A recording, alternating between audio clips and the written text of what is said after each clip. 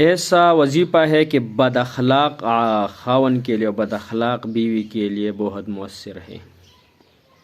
تو اے وظیفہ آپ کریں انشاءاللہ، جس کا بیوی بد اخلاق ہو یا جس کا خاون بد اخلاق ہو،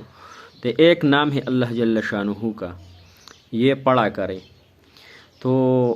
نام یہ ہے یا باسطو، یہ پانی پر دم کر کے یا چینی پر دم کر کے میٹھا چیز پر اور اپنے شوہر کو پلائے، یا کانے پر دم کر کے اس کانے کو اپنے خاون کو پلائے یا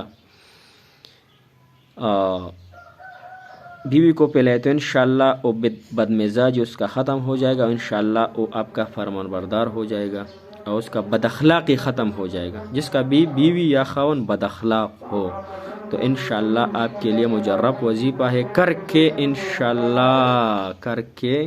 آپ تجربہ کریں، تجربہ نہیں ہم یقین سے کریں گے انشاءاللہ۔